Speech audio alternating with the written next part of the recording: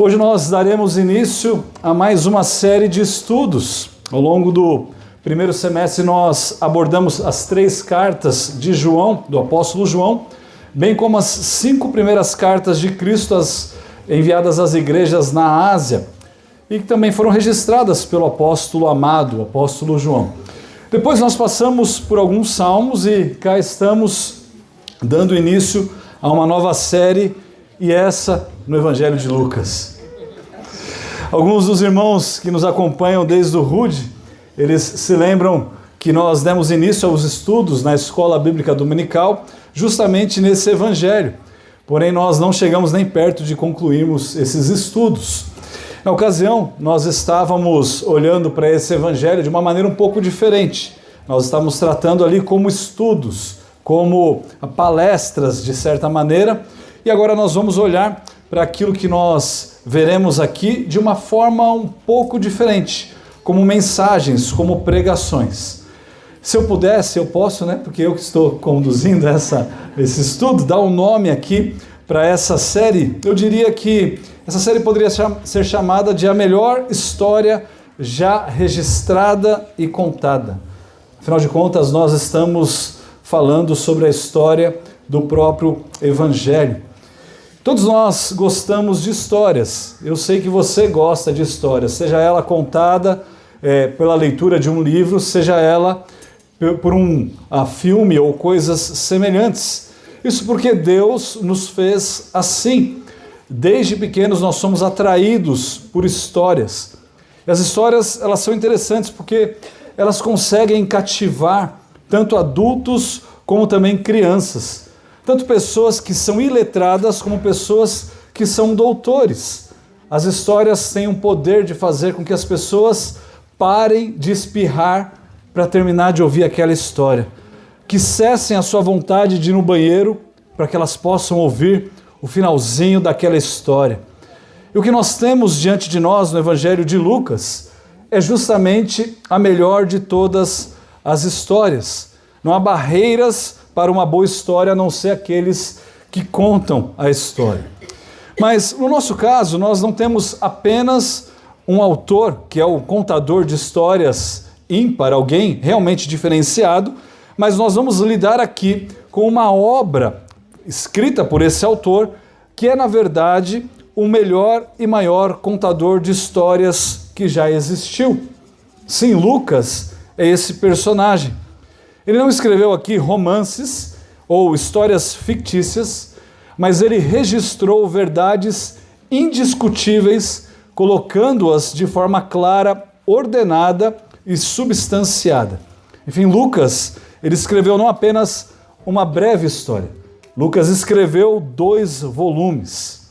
Talvez os irmãos não saibam, mas os 2 volumes escritos pelo autor Lucas compreendem 27% de todo o Novo Testamento. 27% de todo o Novo Testamento são obras de Lucas. Só isso eu creio que já serviria para nós, para que nós não tivéssemos dúvidas do porquê que nós devemos estudar o livro de Lucas. Talvez só esse fato já sanaria essa dúvida. Mas, se ainda lhe restou alguma dúvida, considere o seguinte: considere a influência desse autor no Novo Testamento. Esse autor, Lucas, o qual nós sabemos muito pouco, é certamente a segunda pessoa mais relevante do Novo Testamento. Obviamente eu não estou falando aqui de Jesus, estou falando do apóstolo Paulo e em seguida do autor Lucas. Ao longo do processo da escolha desse estudo, dessa série de estudos, várias pessoas me chegaram e falaram que nós deveríamos estudar talvez um evangelho. Mas o próprio Espírito Santo também me tocando e me levando a isso, tem trabalhado no meu coração para que nós pudéssemos olhar para os evangelhos, e especialmente para esse evangelho, no início da nossa igreja. Mas talvez uma outra dúvida que ocorra quando nós pensamos sobre isso, por que nós vamos estudar Lucas, seja por que Lucas e não um outro evangelho? Por que Lucas e não Mateus? Por que Lucas e não Marcos, como nós estudamos hoje pela manhã, ou Lucas e não João? Irmãos, existem algumas razões para isso. Eu não tenho dúvidas aqui de que o estudo de Lucas vai ser um estudo desafiador, afinal de contas nós estamos tratando aqui de 27% do Novo Testamento, mas certamente vai ser um estudo edificante. Lucas nos ajuda a entender a vida e o ministério do nosso Senhor Jesus Cristo. Irmãos, ele é o único autor do Novo Testamento que escreve sobre um período que corresponde a 60 anos. 60 anos de história compilados nessas duas obras. Ele começa no livro de Lucas e ele termina no livro de Atos, demonstrando o que Jesus começou a fazer e o que Jesus continuou fazendo por meio da sua igreja. O pouco que nós sabemos sobre o autor nos ajuda a entender o porquê dessa escolha desse evangelho. O que nós sabemos é que Lucas era um gentil, bem como a sua audiência principal, e nós também, na grande maioria, creio eu, somos gentis. Eu não sou judeu e não creio que haja entre nós um judeu. Se eu estiver errado, depois você conversa comigo.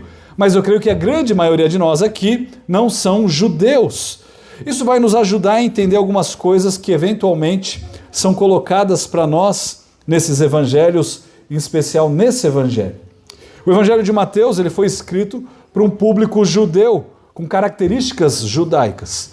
O evangelho de Marcos, como nós vimos hoje na Escola Bíblica Dominical, provavelmente foi o primeiro dos evangelhos. Ele foi escrito de uma forma em que o autor parece querer passar uma informação rápida. E ele repete diversas vezes, e então, e assim diz, e assim, e então. E nós vemos que essa pressa se difere muito do livro de Lucas, porque Lucas é um livro comprido, é uma narrativa detalhada. O Evangelho de João traz uma linguagem fácil, e muitas pessoas pensam, olha, por que não tratar então de João? Mas os conceitos abordados no Evangelho de João são muito mais complicados e específicos sobre a vida de Cristo. Ele fala muito sobre um período muito curto da vida de Cristo. Já Lucas, ele desejava demonstrar que o lugar do cristão gentil no reino de Deus é baseado no ensino de Jesus. Ele desejava recomendar, incentivar a pregação do Evangelho a todo o mundo. E esse Evangelho chegou a nós, aqui no Brasil. Em outras palavras, esse Evangelho ele vai nos ajudar a entender a nossa história em meio à grande história de Deus. A sua pequena vida em meio à grande história do nosso grande Deus. Vamos então fazer uma leitura de Lucas capítulo 1, dos versículos de 1 a 4. Lucas 1, de 1 a 4. Estou lendo da NAA, e a palavra de Deus diz assim: visto que muitos já empreenderam uma narração coordenada dos fatos que entre nós se realizaram, conforme nos transmitiram os que desde o princípio foram deles testemunhas oculares e ministros da palavra, igualmente a mim pareceu bem, depois de cuidadosa investigação de tudo, desde a sua origem, dar-lhe por escrito, excelentíssimo Teófilo, uma exposição em ordem, para que você tenha plena certeza das verdades em que foi instruído. Meu intuito nessa noite, irmãos, é de nós respondermos a perguntas preliminares e introdutórias, obviamente, desse evangelho, e entendermos a relevância desse evangelho a nós hoje. E antes de nós entrarmos nesse estudo, eu gostaria mais uma vez de orarmos ao nosso Deus. Santo Deus, nós pedimos, nos ajude a prestarmos atenção na sua palavra, a nos voltarmos os pensamentos somente a Ti, a extrairmos daqui, ó Deus, aquilo que será útil para o nosso dia a dia, para que nós possamos viver para a honra e glória do Seu nome. Em nome de Cristo que nós oramos. Amém. Bom, como nós já dissemos, a carta ela foi escrita por Lucas. E do ponto de vista histórico, não há dúvidas quanto a isso.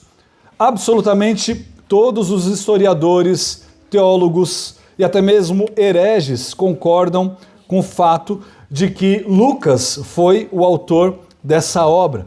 Talvez a sua Bíblia traga ali um título, no Evangelho segundo Lucas. Saiba que segundo Lucas não aparece no original, mas era tão óbvio que Lucas foi o autor que então decidiu-se colocar-se o nome dele ali para que não houvesse dúvida de que Lucas foi aquele que escreveu esse evangelho. Marcião, como eu disse, um dos hereges, também diz que Lucas foi o autor desse evangelho. Lá em Atos, se você quiser abrir Atos capítulo 16, lá no versículo 9, Lucas, ele registra o seguinte: à noite, Paulo teve uma visão, na qual um homem da Macedônia estava em pé e lhe rogava, dizendo: passe a Macedônia e ajude-nos. Assim que Paulo teve a visão, imediatamente procuramos partir para aquele destino, concluindo que Deus nos havia chamado para lhes anunciar o Evangelho. Está lá em Atos capítulo 16, versículos 9 e versículo 10. Veja que a visão que Paulo teve foi de um homem que era da Macedônia, e ao final dessa visão, no versículo 10, Lucas, ele se inclui nessa visão. Ele diz assim que Paulo teve a visão, versículo 10, imediatamente, perceba aqui, procuramos, no plural, ele se inclui, partir para aquele destino. Isso demonstra, como ele mesmo diz, nos versículos iniciais do livro, que ele, Lucas, foi uma testemunha ocular daquilo que ele escreveu. O que eu quero dizer é o seguinte: nós estamos falando de alguém que é o autor do Evangelho de Lucas e do livro de Atos. Onde que Lucas entra nessa história? De onde ele tira tudo aquilo que ele vai compor? Ele entra na história mais ou menos no capítulo 16 de Atos, quando ele se junta a Paulo, e junto a Paulo no seu ministério, ele começa a registrar tudo o que aconteceu, e tudo o que aconteceu começa em Lucas capítulo 1, versículo 1, e vai até o final de Atos. Okay? Então é isso que Lucas está nos dizendo. Ele foi uma testemunha não ocular, mas aquela testemunha que conviveu com Paulo, e por Paulo ele consegue registrar, e por meio de outras testemunhas oculares, absolutamente tudo o que aconteceu na vida de Cristo e no seu ministério. Além dessa passagem, existem outras passagens também que registram evidências que são internas, ou seja, evidências que estão dentro do livro de Lucas, dizendo que Lucas é muito provavelmente o autor desse evangelho, também como autor de Atos. Eu vou só citar essas passagens, por exemplo, Atos 20, a partir do versículo 5, Atos capítulo 21, a partir do versículo 1, e Atos capítulo 27. Todas essas são passagens que mostram que o autor ele se inclui como alguém que estava ali presente no desenrolar dessa história. Paulo também cita Lucas como o seu companheiro em outras passagens bíblicas. Por exemplo, lá em Colossenses capítulo 4, no versículo 14, Paulo diz assim: saúda-vos Lucas, o médico amado, e também Demas. E em Filemão, versículo 24, ele diz: Marcos, Aristarco, Demas, e aí vem Lucas. E Paulo coloca Lucas e esses outros como seus cooperadores. Mas há uma passagem especial que chama ainda mais a nossa atenção, passagem que foi citada na Escola Bíblica Dominical hoje, 2 Timóteo, capítulo 4, a partir do versículo 1. Você pode abrir lá, 2 Timóteo 4, 1, onde Paulo ele está nos seus momentos finais, dando instruções a Timóteo. E Paulo ele se encontra num local nada agradável. Paulo ele está preso, prestes a ser condenado à morte. E o local onde ele se encontra não é uma prisão comum. Era uma prisão que, na verdade, foi transformada numa prisão. Ele se encontra num local frio, num local gelado, num local úmido, num local escuro, pois a cela dele era, na verdade, um poço que era cavado para ter água, que foi transformado numa cela. E Paulo registra as seguintes palavras lá em 2 Timóteo, capítulo 4, versículo 1. Diante de Deus e de Cristo Jesus, que há de julgar os vivos e mortos pela sua manifestação e pelo seu reino, peço a você com insistência que pregue a palavra. Insista, quer seja oportuno, quer não, corrija, repreenda, exorte com toda a paciência e doutrina, pois virá o tempo em que não suportarão a sã doutrina. Pelo contrário, se rodearão de mestres segundo as suas próprias cobiças, como que sentindo coceira nos ouvidos. Eles se recusarão a dar ouvidos à verdade, entregando-se a fábulas. Mas você, seja sóbrio em todas as coisas, suporte as aflições, faça o trabalho de um evangelista, cumpra plenamente o seu ministério. Quanto a mim, já estou sendo oferecido por libação, e o tempo da minha partida chegou. Combati o bom combate, completei a carreira, guardei a fé. Desde agora me está guardada a coroa da justiça, que o Senhor, reto juiz, me dará naquele dia. E não somente a mim, mas também a todos os que amam a sua vinda. Empenhe-se por vir até aqui o mais depressa possível, porque Demas tem amado o presente século. Tendo amado o presente século, me abandonou e se foi para a Tessalônica. Crescente foi para a Galácia, Tito para a Dalmácia. Em meio a tudo isso que Paulo passou, Paulo ele começa então a relatar as suas baixas que ele teve com as pessoas que se apresentavam como seus cooperadores fiéis. Porém, quando ele chega no versículo 11, dê uma olhada aí, ele diz assim: somente Lucas está comigo. Somente Lucas está comigo. Irmãos, Lucas foi um companheiro fiel do nosso apóstolo Paulo. Ele não abandonou Paulo. Ele permaneceu fiel a Paulo até o fim. Ele permaneceu como alguém de confiança. Além disso, nós lemos há pouco que nós sabemos que Lucas era alguém diferenciado. Paulo cita Lucas em Colossenses 4,14, dizendo que ele era alguém de uma cultura elevada. Ele era conhecido como um médico amado. Irmãos, imaginem a situação de Paulo, agora preso, e tendo Lucas como seu médico particular. Quando Paulo sofre nas mãos dos seus inimigos, quando ele sofre sendo apedrejado, ou quando ele é espancado, você pode ver Lucas estando ao seu lado, suprindo as suas necessidades, ajudando a ele.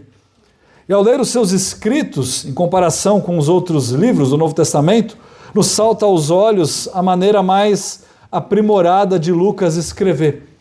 Principalmente nesse comecinho do livro, quando nós acabamos de ler aqui, eu percebi logo que os irmãos estavam viajando. Que linguagem que ele está usando ali.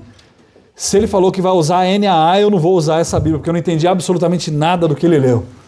Mas se você pegar a NVI, ou pegar a ARA, ou qualquer outra, você vai perceber que esse prólogo do livro de Lucas é um prólogo muito mais rebuscado. Mas, ao decorrer do livro, ele deixa a sua linguagem um pouco mais fácil. Mas você percebe uma distinção grande entre o livro de Lucas, o livro de Atos, e as outras cartas, ou outros livros, ou outros evangelhos encontrados no Novo Testamento. Isso porque, de fato, Lucas era alguém diferenciado, um médico, e, na verdade, um excelente historiador. A história nos legou diversos historiadores fantásticos, mas nenhum jamais superou Lucas. E eu falo isso com total tranquilidade, porque não houve um trabalho escrito até hoje por um historiador que tenha sido mais analisado do que as obras escritas por Lucas. Irmãos, Lucas e Atos foram as histórias mais observadas, examinadas e testadas da história do mundo. Porque as pessoas odeiam o Evangelho. E elas querem comprovar que isso, na verdade, é mentira. E, no final das contas, o que nós obtemos é que essas pessoas muitas vezes se convertem ao Deus desse evangelho. Lucas foi, portanto, um pesquisador zeloso, um entrevistador perspicaz, um cooperador daqueles que presenciaram os fatos que ocorreram ali no ministério de Cristo por meio das testemunhas oculares. E logo nos versículos iniciais que nós acabamos de ler, nós vemos que Lucas se apresenta como esse historiador e ele fala da sua motivação a escrever esse evangelho e ele também diz quais foram os recursos que ele utilizou e o propósito pelo qual ele escreveu essa obra a Teófilo. E essa introdução nos convida a considerar essa história da sua narrativa de uma autenticidade ímpar, olhando para as fontes, olhando para o propósito da sua escrita. E o seu evangelho, ele tem um destinatário, e esse destinatário nos é conhecido, chamado aí no texto de Teófilo. Teófilo é para quem Lucas escreve esse evangelho.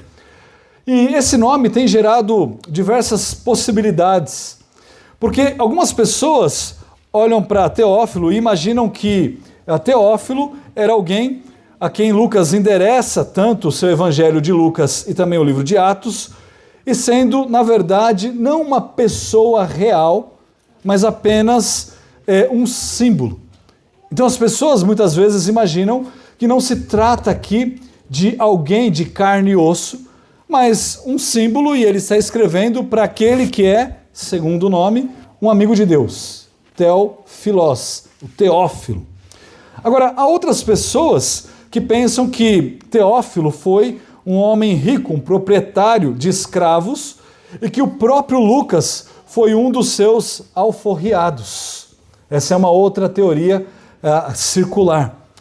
Já outras pessoas acreditam que Teófilo foi o patrocinador literário de Lucas.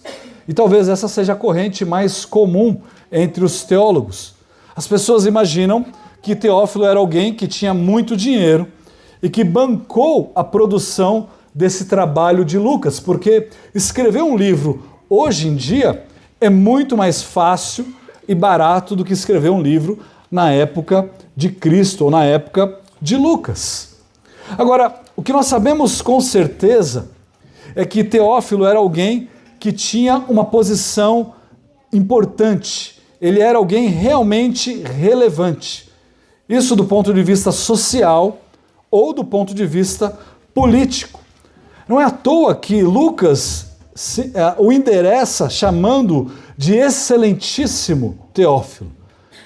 Esse é o tipo de linguagem que nós não usamos aqui. Na verdade, acho que eu vou cobrar os funcionários aqui da escola para que me chamem de excelentíssimo diretor.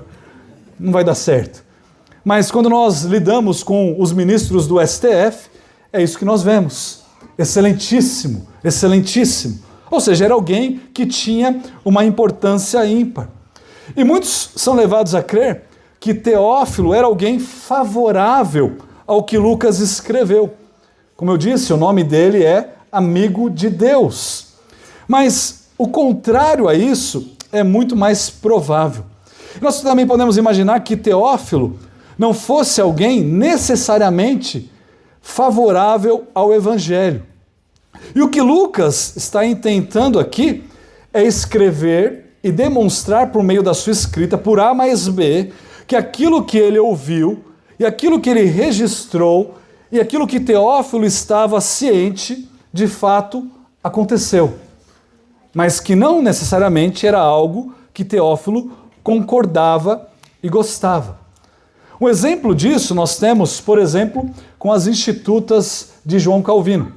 Calvino, quando ele escreveu as suas Institutas, ele escreveu uma carta e ele endereçou essa carta ao rei Francis I, que era, na verdade, um monarca, que era católico, completamente alheio à fé protestante, e Calvino escreve essa carta e ele manda a primeira edição das suas Institutas para Francis, para convencê-lo daquilo que ele está escrevendo.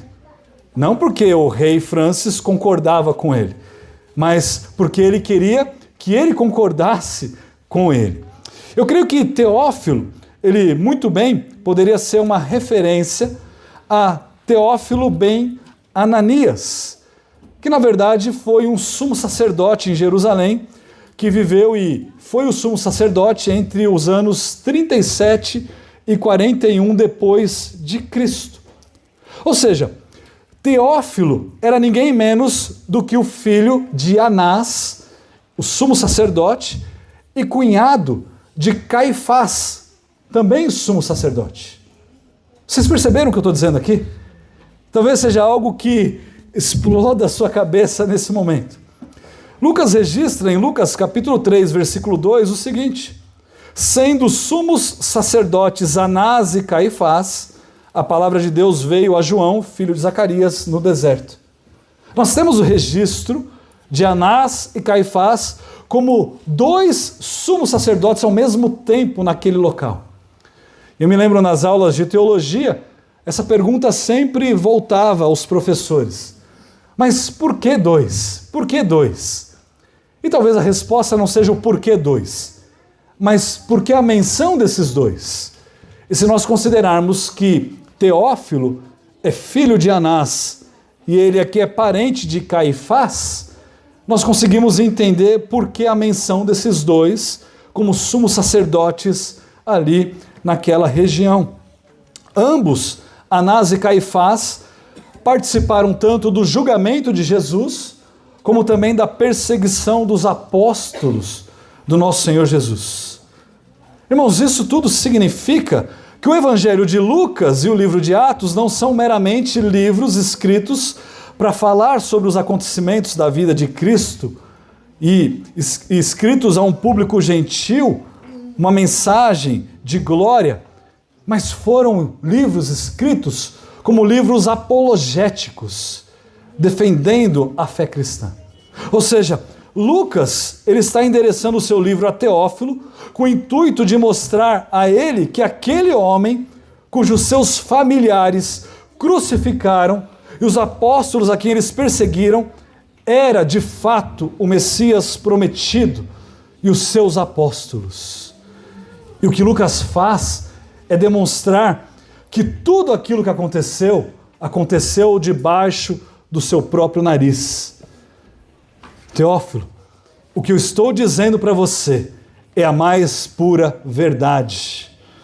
Bom, com isso nós podemos imaginar que o seu trabalho, ele não foi um trabalho feito às coxas, de qualquer jeito, mas como ele mesmo diz no versículo 3, depois de cuidadosa investigação de tudo desde a sua origem, dar-lhe por escrito, excelentíssimo Teófilo, uma exposição em ordem.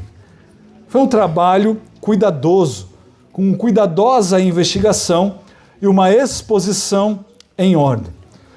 Por exposição em ordem, eu não creio que ele esteja dizendo aqui ordem cronológica. Não é isso que Lucas faz, basta você ler o livro e você vai perceber que não é exatamente isso que ele está fazendo, mas sim de forma organizada, de forma que ficasse evidente ao leitor a cadência dos fatos e os seus desenvolvimentos. Ou seja, ele começa o capítulo 1 e 2 falando sobre o nascimento e sobre a infância do nosso Senhor Jesus Cristo. Depois ele vai para o capítulo 2 até o capítulo 4, falando sobre a preparação para o ministério público de Jesus. Do 4 ao 9 ele fala sobre o ministério de Jesus na Galileia.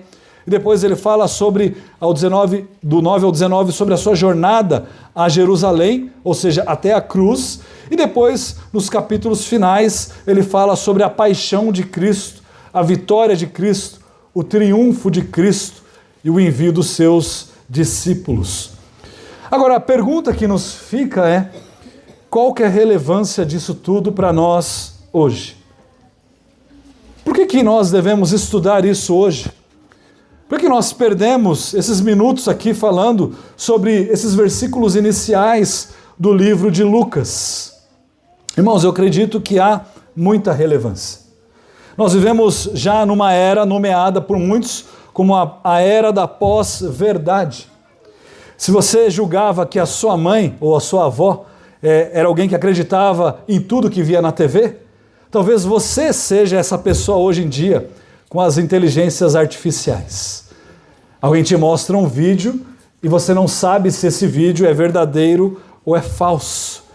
Com o abuso dessas tecnologias, nós nos tornamos praticamente incapazes de diferenciar aquilo que é verdadeiro daquilo que é falso.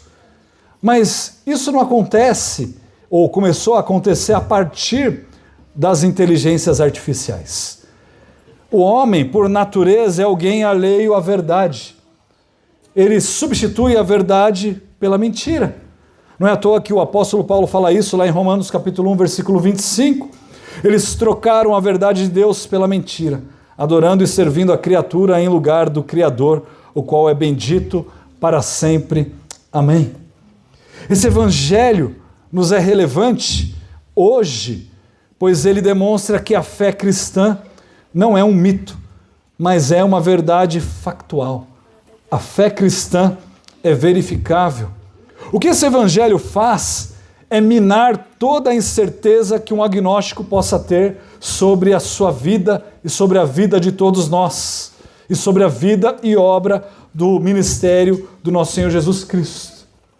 Irmãos, Jesus, ele não foi uma lenda ou uma história criada por humanos ou por governos. Aliás, o governo é incapaz de fazer coisas simples. Você realmente acha que o governo seria capaz de inventar uma história como essa? Eles não conseguem tapar um buraco na avenida. E nós pensamos, homens, governos formularam isso e inventaram essa história de Deus e do Evangelho para enganar as pessoas. O Deus que nós adoramos é um Deus que se encarnou e que teve seguidores que foram fiéis, tão fiéis ao ponto de morrerem por ele. Irmãos, a fé cristã não é um conjunto de fábulas inventadas por homens, mas de fatos testemunhados por pessoas que vivenciaram cada um desses acontecimentos. É o que Lucas está dizendo no versículo 2. Houveram outros escritores que precederam Lucas no registro dos fatos relacionados à pessoa e à obra de Cristo, mas muito provavelmente o evangelho de Marcos e Mateus estejam entre eles, e é em Lucas que nós vemos todo esse desenvolvimento feito de uma forma ímpar. Esses escritores, eles não foram místicos contando fábulas. Esses escritores foram testemunhas oculares, ministros da palavra, que relataram de forma coordenada os fatos ocorridos entre eles, no dia a dia deles. O próprio autor Lucas, ele conviveu com o apóstolo Paulo, que nós vimos lá em Atos capítulo 16. E durante o ministério de Paulo, ele relata e ele escreve ali as obras que Paulo fez. E não só isso, ele investiga e ele começa a fazer perguntas a pessoas que foram testemunhas oculares do próprio Senhor Jesus Cristo. Irmãos, isso significa que você deveria levar esses registros, ou seja, a Bíblia, a sério. Isso significa que o que nós temos em nossas mãos não é apenas um mero livro, mas as palavras do próprio Deus, que deveriam fazer você tremer e temer. Isso significa, irmãos, que nós não devemos tratar a Bíblia com leviandade. E talvez a maior acusação que nós temos dos não cristãos contra nós seja justamente isso. O fato de que nós não levamos a palavra de Deus a sério. Porque nós desprezamos a palavra de Deus todos os dias. Nós não refletimos na palavra de Deus. Nós não consideramos a palavra de Deus como sendo a palavra de Deus. Porque se fizéssemos, nós viveríamos de forma diferente. Por fim, a fé cristã, ela precisa ser abraçada com plena certeza. Irmãos, Teófilo não era alguém que não conhecia a verdade ou que a verdade que havia acontecido ali. Se, como vimos, ele era o sumo sacerdote da família de Anás e Caifás, tudo o que aconteceu com Jesus aconteceu muito provavelmente diante dos seus próprios olhos. Ele foi testemunha daquilo que aconteceu. A sua família participou de tudo aquilo que aconteceu. Você, muito bem, pode estar vivendo hoje como um Teófilo. Não como alguém que é de fato um amigo de Deus, mas um Teófilo da nossa era. Alguém que viu as coisas acontecendo, que vivenciou essas coisas, mas que não se entrega verdadeiramente ao Evangelho. Alguém que cresceu num lar onde o Evangelho foi apresentado desde a infância. Alguém que frequentou a escola bíblica dominical desde quando se lembra por ser gente. Alguém que foi apresentado na igreja, porque batista gosta de apresentar criança, foi batizado, participou de acampamentos. Você se lembra, né, dos gravetos que levou na fogueira. Você se lembra dos acampadentros que vivenciou nas igrejas. Talvez você conheceu o seu cônjuge na igreja. Você teve o seu casamento realizado ali. Os seus filhos nasceram ali dentro da sua igreja. Mas você verdadeiramente ainda não é o Filho de Deus. Você é um Teófilo dos nossos dias. Pare de se auto-enganar. Pare de mentir para você mesmo. Comece a levar esse evangelho a sério. Comece a levar a palavra de Deus a sério. Comece a levar a sua desobediência a Deus a sério. Leve os seus vícios secretos e pecaminosos a sério. Leve o seu relacionamento com o seu cônjuge a sério. Leve a criação dos seus filhos a sério. Leve a criação, a pregação do evangelho aos outros, aos seus entes queridos, ao seu próximo a sério. Leve as missões a sério, o louvor a Deus a sério, e não apenas como entretenimento. Leve o amor ao próximo a sério. Leve o amor a Deus a sério. Enfim, se você considera que aquilo que nós vamos estudar ao longo desses domingos é a palavra de Deus, você deve levar Cristo a sério. O teólogo Leon Morris, ele conseguiu resumir bem esses 4 primeiros versículos do Evangelho de Lucas da seguinte maneira: o impacto principal do prólogo de Lucas é que o cristianismo é verdadeiro. Irmãos, o cristianismo é verdadeiro e é capaz de ser confirmado mediante a investigação daquilo que aconteceu.